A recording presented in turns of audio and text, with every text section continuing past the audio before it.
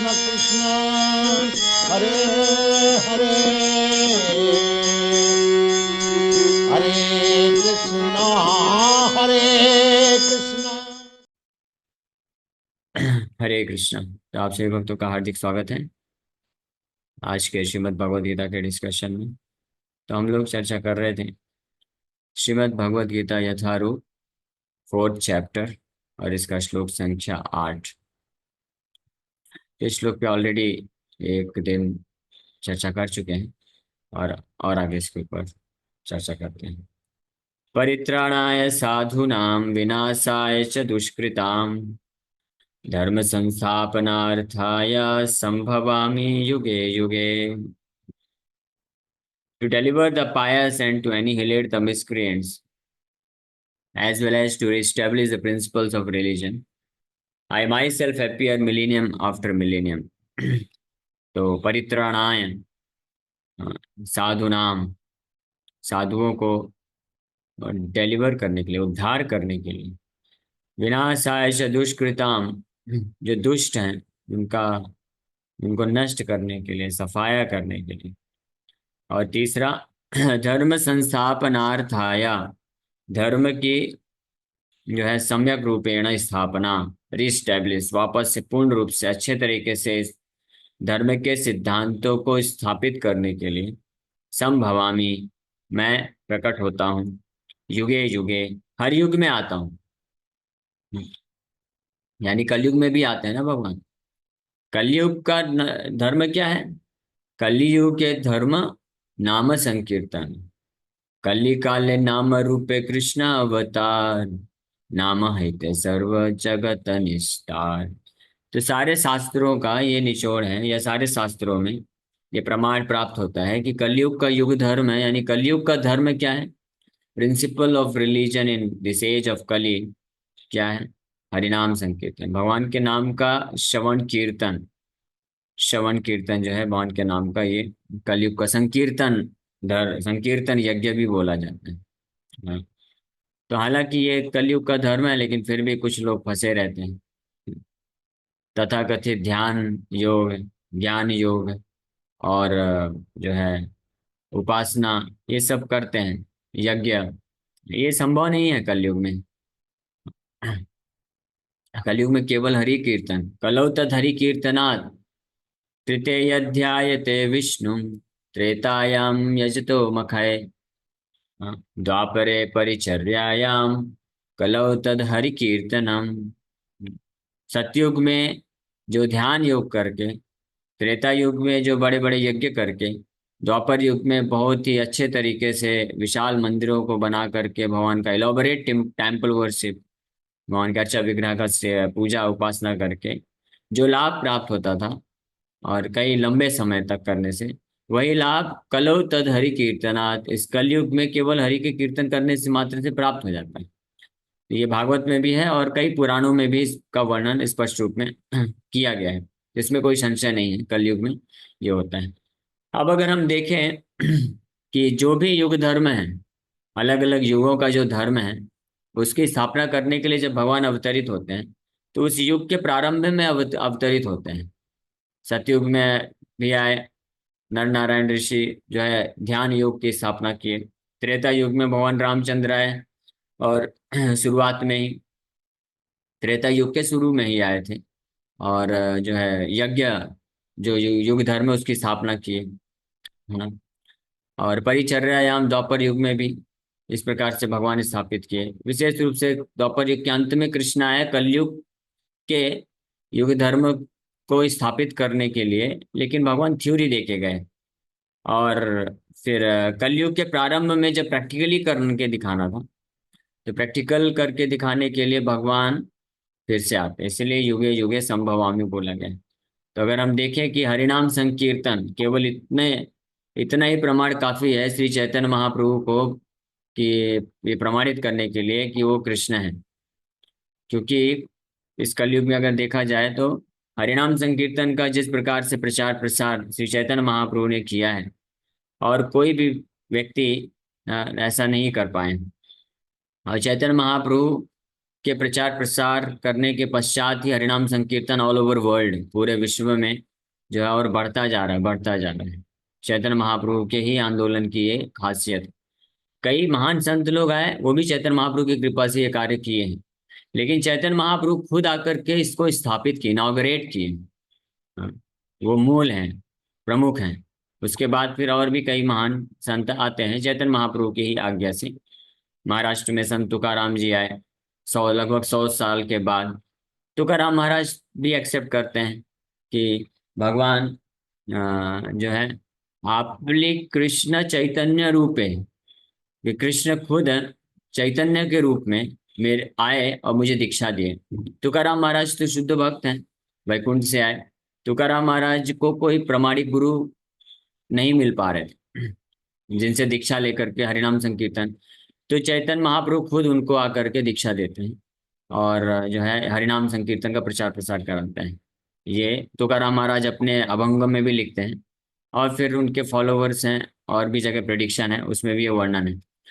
तो भारतवर्ष में विशेष रूप से तुकाराम महाराज बोल सकते हैं दूसरे प्रणेता हुए संकीर्तन आंदोलन का, जो स्पेसिफिकली महाराष्ट्र, पूरे महाराष्ट्र में ये संकीर्तन आंदोलन को प्रचार प्रसार किए।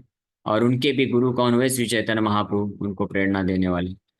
और चैतन्य महाप्रभु फिर अन्य बहुत सारे भक्तों को, विशेष रूप से शिला प्रभुपाद जी को एम्पावर करके पूरे वर्ल्ड में फिर इसको प्रचार प्रसार कराते हैं। तो अगर इस दृष्टिकोण से भी कोई देखे जाने तो स्पष्ट पता चल जाता है इस गीता के श्लोक से कि भगवान बोल रहे हैं संभवामि युगे युगे, हर युग में आकर के मैं धर्म की स्थापना करता हूँ। और इस कलयुग का धर्म है हरिनाम संकीर्तन। और कलियुग प्रथम संध्याया अवतीर्णा सी सचिनंदन, क्योंकि कलयुग की पहली संध्या में भगवान श्री चैतन्य महाप्रभु प्रकट होकर के ये युग धर्म हरिनाम संकीर्तन को प्रचार प्रसार कराए हैं। तो इससे एक एक ये एकमात्र जो प्रमाण है, सफिशिएंट है ये प्रमाणित करने के लिए कि श्री चैतन्य महाप्रभु भगवान कृष्ण ही। हालांकि ऐसे बहुत सारे प्रमाण हैं, कई उपनिषद, 108 में से मोर देन 70 उपनिषद, 70 से ज्यादा उपनिषदों में चैतन्य महाप्रभु का प्रेडिक्शन है, आइदर डायरेक्टली और इनडायरेक्टली, प्रत्यक्ष रूप से या अप्रत्यक्ष रूप से चैतन्य महाप्रभु का भविष्यवाणी किया गया है 70 से ज्यादा उपनिषदों में। और पुराणों में भी, कई पुराणों में जो है भविष्यवाणी की गई है, विशेष रूप से भागवत महापुराण जो सबसे ऑथेंटिक है, स्पॉटलेस है, उसमें भी श्री चैतन्य महाप्रभु का प्रेडिक्शन है। हाँ, महाभारत में भी श्री चैतन्य महाप्रभु का प्रेडिक्शन है, विष्णु सहस्त्र नाम में प्रेडिक्शन किया गया है। वो निष्ठा शांति परायण संन्यासकृत समः, हाँ, वो क्या है, सुवर्ण वर्णांगो, हाँ, चंदनांगदी। वो श्लोक कैसे प्रारंभ होता है कि स्वर्ण कलर के भगवान आते हैं और चंदन से लेपित उनका शरीर है, और वो क्या करते हैं, संन्यास लेते हैं और निष्ठा शांति परायण है, निष्ठित भगवान अपने खुद की भक्ति में निष्ठा, निष्ठा मतलब कृष्ण में जो भक्ति में निष्ठित होते हैं, तो निष्ठा और शांति पूरे विश्व को हरिनाम संकीर्तन प्रदान करके शांति प्रदान करने में करते हैं। इस अवतार में आकर के भगवान संन्यास लेते हैं। तो आप देख सकते हैं कि ऐसा और कोई भी अवतार नहीं है जिसने संन्यास लिया हो, केवल श्री चैतन्य महाप्रभु संन्यास लिए। भगवान रामचंद्र भी बताते हैं कि मैं कलयुग में आता हूँ और संन्यास लेता हूँ। तो रामचंद्र भगवान तो बताते हैं स्पेसिफिकली कि मैं नवदीप में सची माता के गर्भ से सची सुता के रूप में प्रकट होता हूँ, तो ऐसे वर्णन है, तो इसमें कोई संशय नहीं। तो ये हमने लास्ट टाइम चर्चा किया था कि युगे युगे, ये विशेष रूप से ये जो श्लोक है, भगवान यहाँ पे प्रिडिक्शन कर रहे हैं भगवान कृष्ण कि मैं आऊंगा चैतन्य महाप्रभु के रूप में, फिर से धर्म को संस्थापनार्थ आया, सम्यक रूपेण स्थापना करने के लिए मैं फिर से आऊंगा। तो लास्ट टाइम हमने यहाँ तक ये चर्चा किया था। अब जो है पहले दो लाइन, परित्राणाय साधुनाम विनाशाय च दुष्कृताम, ये दो कार्य भगवान करते हैं। परित्राणाय साधुनाम, साधुओं का उद्धार करने के लिए। तो विश्वनाथ चक्रवर्ती ठाकुर लिखते हैं टीका में कि साधुओं का उद्धार करने की आवश्यकता क्या है? जो साधु हैं, शुद्ध भक्त हैं, वो तो ऑलरेडी डिलीवर्ड हैं, वो तो इस भौतिक जगत में है ही नहीं। भौतिक जगत में तो केवल नाम मात्र के लिए उनकी स्थिति है। वो इस भौतिक जगत में रहते हुए भी आध्यात्मिक जगत में है, पूर्ण रूप से वैकुंठ में वास करते हैं। इसलिए विश्वम पूर्ण सुखायते, ऐसे भक्तों के बारे में बताया गया है। कैवल्यम नरकायते विश्वम पूर्ण सुखायते, त्रिदश पूर आकाश पुष्पायते, हाँ। और विधि महेंद्र कीटायते यत चैतन्य कृपा कटाक्ष, श्री चैतन्य महाप्रभु की कृपा का एक लेस मात्र अंश प्राप्त करने वाले साधु भी इस भौतिक संसार से उनका ऑटोमेटिकली उद्धार हो जाता है। और वो पूरा विश्व जो है उनको वैकुंठ जगत रहता है। नरक में भी जाकर के उनको जो है नरक की अनुभूति नहीं होती है, वो वैकुंठ जगत को ही अनुभव करते हैं। हाँ, प्रभुपाद जी कहाँ गए? प्रभुपाद जी तो नरक में ही गए ना, ये न्यूयॉर्क अमेरिका ये सब क्या है, नरक ही तो था। लेकिन प्रभुपाद जी वहां पे जाकर के भी पूर्ण रूप से दिव्य चेतना में थे। प्रभुपाद जी को किसी ने पूछा, तो प्रभुपाद जी एक इंटरव्यू में बोलते हैं कि I am always living in Vrindavan, मैं हमेशा वृंदावन में रहता हूँ। क्यों? क्योंकि कृष्ण के पूर्ण रूप से आश्रय लिए। प्रहलाद महाराज भी यही चीज बोलते हैं। भगवान नरसिंह देव भगवान बोले कि आप इस भौतिक संसार में रहना चाहते हैं, आप तो ठीक है, आप बहुत दयालु हैं, आपका हृदय में बहुत दया है, करुणा है, आप इस संसार के बद्ध जीवात्माओं को उद्धार करने का जो है संकल्प लिए हैं, जो माया सुख के पीछे भाग रहे हैं। लेकिन ये माया सुख में पड़े जो जीवात्माएं हैं, ये बहुत ही विद्रोही होते हैं। आप जैसे शुद्ध वैष्णव को ये बहुत ही परेशान करेंगे, दुख देंगे, तकलीफ देंगे। तो आपको ये माया से डर नहीं लगता? आप चलो वैकुंठ है। प्रहलाद महाराज बोले नहीं नहीं, मुझे माया से डर नहीं है। क्यों? त्वद गायन महामृत चित्त महामग्न चित्त, कि मेरा जो चित्त है आपके चरण कमलों का आश्रय लेने से, आपके गुणगान करने से वो पूरी तरह से एब्जॉर्ब्ड है वैकुंठ एटमॉस्फेयर में। तो इसलिए मुझे कोई टेंशन नहीं। तो इसलिए भक्त का उद्धार करने का तो सवाल ही नहीं उठता। तो यहाँ पे भगवान जो है बोल रहे हैं परित्राणाय साधु नाम। अगर आपको याद होगा तो गुरु अष्टकम का पहला श्लोक में बोलते हैं संसार दावानल लीढ़ लोका त्राणाय कारुण्य घन घन त्वां प्राप्तस्य कल्याण गुणार्णवस्य वंदे गुरो श्री चरणारविंदम। तो ऐसे साधु वो खुद जो है प्राप्तस्य, हाँ, कारुण्य घन घनत्वम प्राप्तस्य, भगवान के जो करुणा है उसको लेकर आते हैं। और त्राणाय लोक नल लीढ़ लोक त्राणाय, इस भौतिक संसार में जो जो भौतिक जगत में फंसे हुए लोग हैं उनके त्राणाय के लिए, उनके उद्धार के लिए ऐसे साधु जो है भगवान की करुणा रूपी बादल बन के करुणा लेकर आते हैं। तो ऐसे साधुओं को फिर उद्धार करने का प्रश्न ही कहाँ उठता है? जो दूसरों का उद्धार करते हैं तो उनका उद्धार का प्रश्न कहाँ से उठ जाता है? जैसे कोई व्यक्ति है, वो जो है कई हजारों लोगों को खिलाता है, फीड कर रहा है, प्रसाद खिला रहा है। तो अगर कोई बोले कि मैं उस व्यक्ति को जो है खिलाने के लिए आया हूँ, तो वो तो सही प्रश्न नहीं हुआ। वो तो हजारों लोगों को खिला रहा है, तो वो थोड़ी ना भूखा रहने वाला है। उसी प्रकार से साधु अन्य लाखों हजारों बद्ध जीवात्माओं का उद्धार करता है, तो उनके उद्धार का बात तो नहीं होना चाहिए ना। तो इसलिए विष्णु जगदीश ठाकुर लिखते हैं कि यहाँ पे भगवान इसीलिए परित्राणाय बोल रहे हैं, परित्राणाय साधुनाम। तो ये परित्राणाय एक बड़ा स्पेशल शब्द है। जैसे परिप्रश्नेना, प्रश्नेना मतलब इंक्वायरी, तो उसमें मटेरियल इंक्वायरीज भी आ जाते हैं। लेकिन परिप्रश्नेना मतलब ये एक विशेष प्रकार की इंक्वायरीज हैं, ये कोई साधारण इंक्वायरी नहीं है, और स्पिरिचुअल इंक्वायरीज है बहुत आध्यात्मिक जिज्ञासा। उसी प्रकार से परित्राणाय साधुनाम मतलब ये साधारण हमारे जैसे त्राणाय, हमारे जैसे उद्धार करने की बात भगवान नहीं बोल रहे हैं। हमारे लिए त्राणाय मतलब कि हम भौतिक संसार में फंसे हुए हैं, भवबंधन में फंसे हुए, अनर्थों से जूझ रहे हैं, तो हमको उद्धार करना है। तो उसके लिए कौन आते हैं? उसके लिए साधु आते हैं, भगवान नहीं आते हैं। भगवान अपने साधुओं के लिए आते हैं और परित्राणाय करने के लिए आते हैं। और साधु लोग हमारे लिए आते हैं त्राणाय करने के लिए। त्राणाय मतलब उद्धार करने के लिए साधु आते हैं। और भगवान साधुओं का विशेष प्रकार से उद्धार करने के लिए आते हैं, जिसको परित्राणाय बोला जा रहा है। अब वो परित्राणाय क्या है, वो ऐसा क्या है विशेष प्रकार का उद्धार? हाँ, तो ये प्रश्न है आपके लिए, देखते हैं कौन बता सकता है। ट्राई करिए, तब तक हम लोग आगे चर्चा करते हैं। जिसको भी याद होगा तो हाथ ऊपर करिए या चैट बॉक्स में लिख के बताइए। ठीक है, क्वेश्चन समझ में आया? कितने भक्त लोग क्वेश्चन समझ पाए पहले ये बताइए। अरे हाँ, नहीं उद्धार होना चाहिए, तो फिर हमारे जैसे हमको भौतिक बंधन से उद्धार करने के लिए साधु को भेजते हैं। हाँ, इसलिए केवल कि हम जो साधारण लोग हैं, जो शुद्ध भक्ति में नहीं है अभी, जन साधारण हमारे जैसे लोग, तो हमारा उद्धार भगवान कृष्ण का आश्रय लेने से नहीं हो सकता है।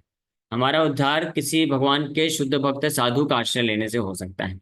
लेकिन भगवान जब आते हैं तो भगवान बोल रहे हैं परित्राणाय साधु नाम, कि मैं अपने साधुओं को, ऐसे साधु शुद्ध भक्त है जो मेरे इस मिशन को हर प्रकार का रिस्क लेकर के और लोगों का उद्धार करते हैं, त्रणाय करते हैं, तो मैं उनके लिए बड़ी कृपा करके आता हूँ, एक विशेष प्रकार का उद्धार करता हूँ। तो वो विशेष प्रकार का उद्धार क्या है, ये प्रश्न है। हाँ हाँ, मुझे यस यस। नहीं नहीं, अभी बताइए। अच्छा, मेरी समझ से तो ये होता है कि भाई भगवान को सिर्फ शुद्ध भक्त ही बहुत प्यारे हैं, तो विशेषकर उनके लिए ही आते हैं हर बार। तो शायद ये इसलिए ये श्लोक इनके साथ मतलब लगा हुआ है। यस, वो तो विशेष रूप से साधु के लिए ही आते हैं, सही बात है, लेकिन हम्म। और साधु का विशेष प्रकार से उद्धार करते हैं, लेकिन किस चीज से उद्धार करते हैं? साधु तो ऑलरेडी उसका उद्धार हो चुका है ना, वो तो भौतिक जगत में फंसा ही नहीं। किस चीज से उद्धार करने के लिए आते हैं? प्रभु जी आप ही बता दीजिए अभी। अच्छा ठीक है, मैं तो बताऊंगा ही। हाँ। जितेश को ट्राई करना चाहते हैं? यस, जितेश को। हरे कृष्णा प्रभु जी, दंडवत प्रणाम। अ, तो भगवान हमें साक्षात दर्शन देने के लिए आते हैं कि वो हमारे लिए हैं, और यस। और ओके। हमें ये बताना चाहते, विश्वास दिलाना चाहते हैं कि आपका भगवान में विश्वास बना रहना चाहिए। Yes, very nice, good. Okay, मैं धन्यवाद। इस पे आऊंगा। तब तक हरे कृष्णा। हाँ, रेवती जीवन प्रो भी कुछ बोलना चाह रहे हैं। वो जो श्लोक है प्रभु जी महाभारत के अंदर, यदा यदा ही धर्मस्य ग्लानिर्भवति भारत अद्भुत धर्मस्य तदात्महं सृजाम्यहम्। उसमें भगवान बताते हैं कि जब जब धर्म की हानि होती है और अधर्म का प्रताप होता है, तब तब मैं इस धरती पे धर्म जन्म लेता हूँ और अधर्मियों का नाश करता हूँ और धर्म की स्थापना करता हूँ। उसके लिए वो साधुओं का उद्धार करते हैं, क्योंकि धर्म की स्थापना कौन करेगा? भगवान साधु के माध्यम से सही धर्म की बात है, स्थापना हो गया। करते हैं। वो हो गया, वो पिछले श्लोक में सही बोल रहे हैं आप, ये सही बात है कि धर्म की वास्तव में स्थापना भगवान ही करते हैं। तो वो एक्सटर्नल रीजन है। लेकिन हम इस श्लोक में, जो अभी का श्लोक जो चल रहा है 8 नंबर, इसमें भगवान ये बोल रहे हैं कि मैं परित्राणाय साधु नाम के लिए आता हूँ, साधुओं का उद्धार करने के लिए आता हूँ। तो साधु का क्या उद्धार करना चाहते हैं भगवान, ये प्रश्न है। यस, अंकिता माता जी। हरे कृष्ण प्रभु जी। भगवान शायद मतलब जो उनके प्रिय साधु भक्त हैं, जो शुद्ध भक्त हैं, उनको ओवर प्रोटेक्शन, उनके तरफ अपना और ज्यादा प्रेम प्रकट करने के लिए आते हैं। हरे। ओके, गुड, कुछ हद तक आप सही हैं। और कौन बताना चाहेगा? मुकेश को आप ऐड करना चाहते हैं कुछ? नहीं प्रभु जी, बस ऐसा ही इस अच्छा, आपका सिमिलर। हाथ उठा था। अच्छा अच्छा, ठीक ओ, है ठीक है। ओके, पहले का मैं कर लूँ। ओके ओके, हाँ ठीक है। ठीक है। तो बहुत ही सटीक रूप में अगर देखा जाए तो 95% जो है, जितेश को ने सही आंसर दिया है। जितेश को सही बताए कि जो भक्त भगवान की सेवा के लिए अपना सब कुछ समर्पित करके, इतना रिस्क लेकर के इस भौतिक जगत में आते हैं, तो वास्तव में उनको इस भौतिक जगत में कोई कष्ट नहीं है। वो तो भगवान कृष्ण के स्मरण करने में भौतिक बंधन से पूरी तरह से मुक्त हैं। लेकिन क्योंकि वो भौतिक जगत में रह रहे हैं, तो भगवान से दूर हैं। भगवान के पास भी है लेकिन फिजिकली दूर हैं। तो उनके हृदय में जो है तीव्रता है भगवान का दर्शन प्राप्त करने की। भगवान से विरह का एक्सपीरियंस करते हैं। भगवान के सेवा के लिए वो भगवान को छोड़ करके इस भौतिक जगत में आते हैं, त्राणाएं हम जैसे बद्ध जीवात्मा का उद्धार करने के लिए। तो इसके कारण ऐसे शुद्ध भक्तों के हृदय में भी एक कष्ट उत्पन्न होता है कि मैं भगवान से दूर हूँ।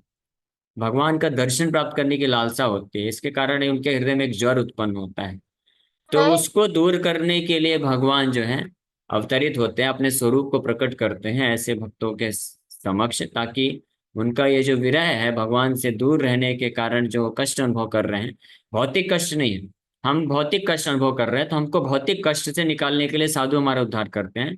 लेकिन भगवान अपने शुद्ध भक्तों को जो उनका आध्यात्मिक कष्ट है भगवान कृष्ण के विरह में होने के कारण, उसको दूर करने के लिए भगवान को खुद आना पड़ता है।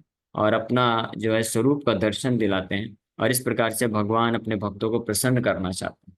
ये कारण है। ऐसा विश्वनाथ चक्रवर्ती ठाकुर इस श्लोक के टीका में लिखते हैं कि भगवान कृष्ण यहाँ पे परित्राणाय साधु नाम इसलिए बोल रहे हैं। और इसीलिए जो है दूसरा चीज जो दिए हैं कि विनाशाय से दुष्कृता, वो सेकेंडरी है। पहला मुख्य कार्य है परित्राणाय साधु नाम, साधुओं को उद्धार करने की आवश्यकता नहीं है, वो तो ऑलरेडी उद्धार हो चुका है। लेकिन उनका तीव्र इच्छा रहता है कि वो भगवान को दर्शन करना चाहते हैं, भगवान को पर्सनली मिल करके उनको दर्शन प्राप्त करके उनका सेवा करना चाहते हैं। तो इसके कारण जो उनको कष्ट होता है, तो इस कष्ट से दूर करने के लिए भगवान आते हैं। और जब आते हैं तो भगवान सोचते हैं कि ये जो दुष्कृताम लोग हैं, आसुरी प्रवृत्ति हैं, राक्षस लोग हैं, जो मेरे भक्तों को कष्ट देते हैं, लेकिन मेरे भक्तों को कष्ट होता नहीं, उससे वो दुखी नहीं है। क्योंकि प्रहलाद महाराज देखिए, प्रहलाद महाराज को इतना कष्ट दिया, प्रहलाद महाराज ने एक बार भी कृष्ण को ये प्रार्थना नहीं किया कि हे भगवान मुझे इस कष्ट से दूर निकालिए, मेरे असुर पिता का वध कर दीजिए। भगवान प्रहलाद महाराज ने एक बार भी नहीं बोला, और ना ही भगवान इसके लिए आए थे। भगवान तो प्रहलाद महाराज की उत्कंठता, दर्शन प्राप्त करने की जो तीव्र इच्छा, उसको पूरा करने के लिए आए, और उनके वाणी को सत्य करने के लिए आए।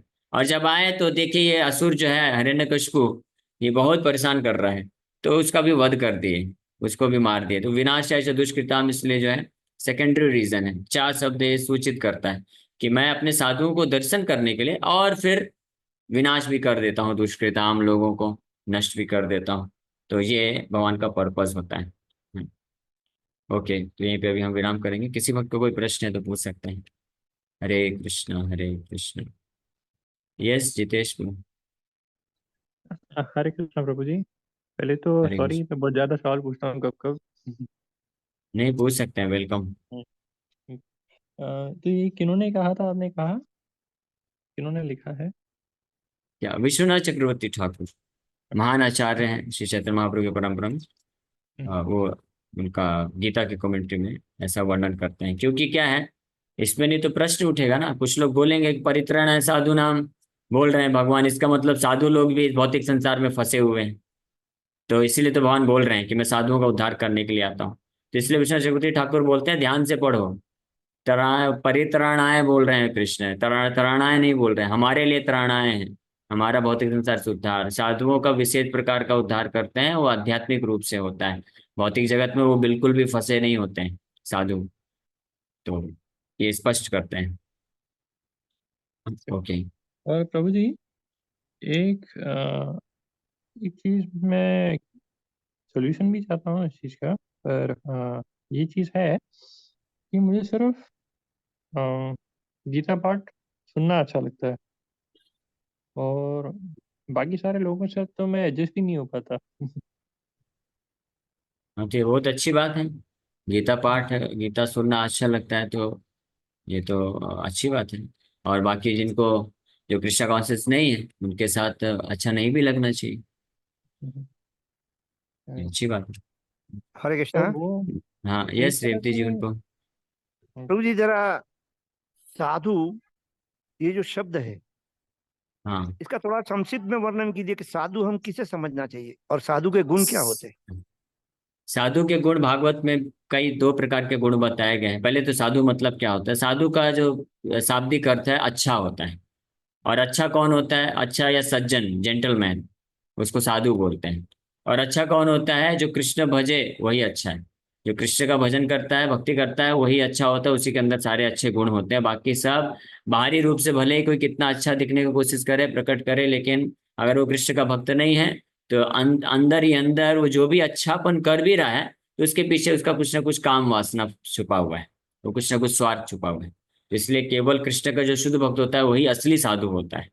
ठीक है। और साधु के जो गुण हैं, कपिल देव भागवत के 3rd कैंटो में बताते हैं 2 प्रकार के गुण, जो है तटस्थ लक्षण और स्वरूप लक्षण। स्वरूप लक्षण होते हैं कुछ, तटस्थ होते हैं। और जो है ततः तितिक्षुआ कारुणिका सुहृदम सर्वदेहिनाम अजात शत्रुआ शांत साधुआ साधु भूषणम। इस श्लोक में साधु के बाहरी गुण बताए गए हैं। तितिक्षुआ मतलब बहुत सहनशील होता है, कारुणिका मतलब कंपैशनेट होता है, लोगों पे कंपैशन, दया करता है। इस प्रकार के 6 गुण। लेकिन जो महत्वपूर्ण गुण, आंतरिक गुण है, तो बताते हैं मयि अनन्येन भावेन भक्तिम कुर्वन्ति मानव, कि जो साधु का असली गुण है, जो आंतरिक गुण है, जो पहचान में नहीं आ सकता है किसी भी व्यक्ति के द्वारा, वो है कि अनन्य भाव से वो सदैव कृष्ण को स्मरण करना चाहता है, करता है, और अनन्य भाव से कृष्ण का सेवा करता है और करना चाहता है एवरी सिंगल मोमेंट, हर एक क्षण को। ये है साधु का आंतरिक गुण। ओके, तो अभी समय हो गया है, तो हरे यहीं पे कृष्ण। विराम करेंगे। थैंक यू प्रभु, धन्यवाद।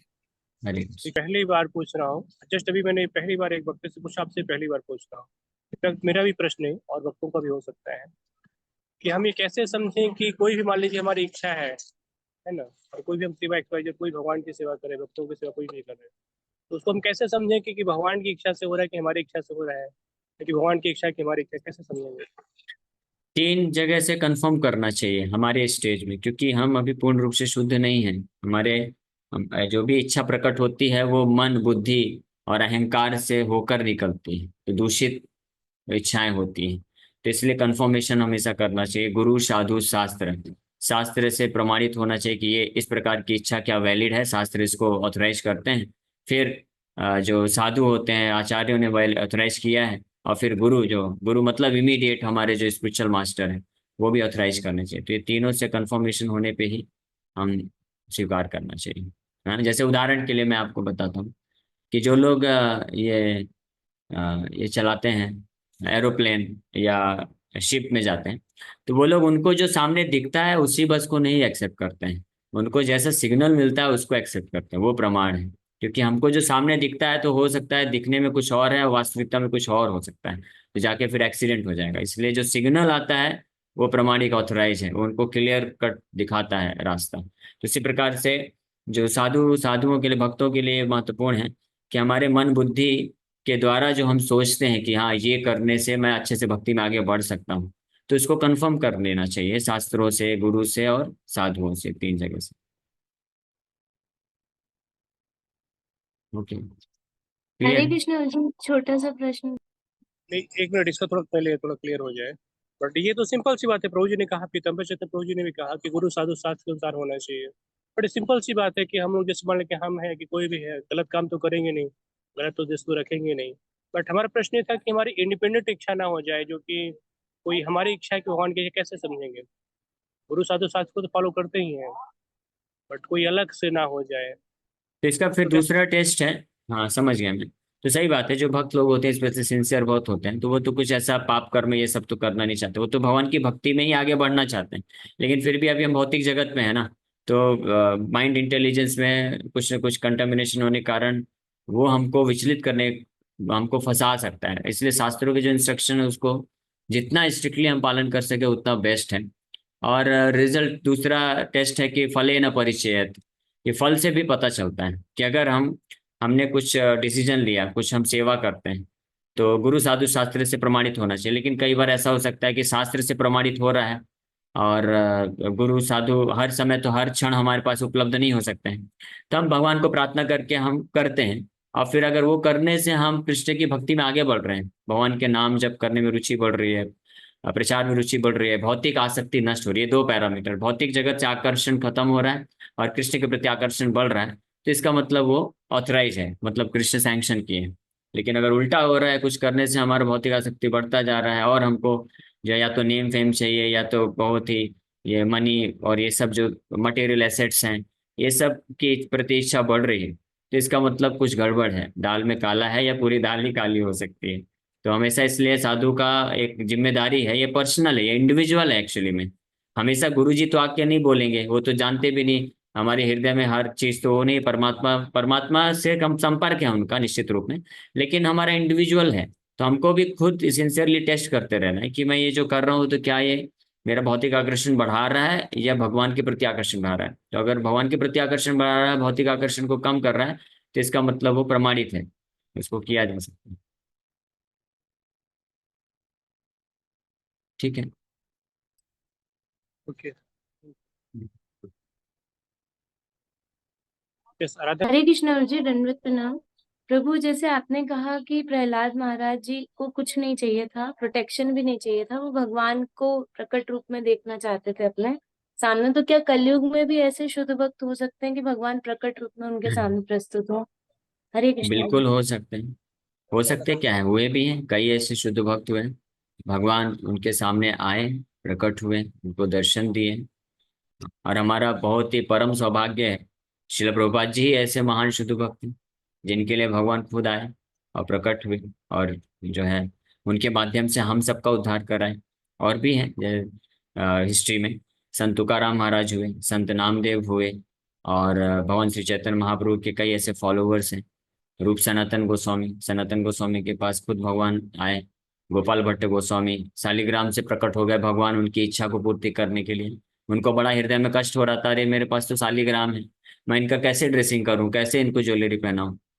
तो भगवान प्रकट हो गए, ये लो राधिका रमण बन गए, बड़े सुंदर विग्रह के रूप में आ गए, करो मेरा ड्रेसिंग अच्छे से। तो भगवान आज भी है, हमेशा रहेगा, ऐसे शुद्ध भक्त रहते हैं हमेशा। प्रभु जैसे हिरण्यकश्यप को भी दर्शन दिए भगवान ने, दूसरे रूप में दर्शन दिए, उनको फियर फैक्टर था। तो ऐसा भी होता है कि शुद्ध भक्त जिनको दर्शन मिला उसके साथ दूसरे भी भक्तों का उद्धार हो जाए, उनको भी दर्शन मिल जाए? यस, हरे। सही बात है, डेफिनेटली। तो शुद्ध भक्त से अगर कोई कनेक्शन है, संबंधित है, रिलेटेड है, तो उनके माध्यम से उसको भी मिल ही जाता है।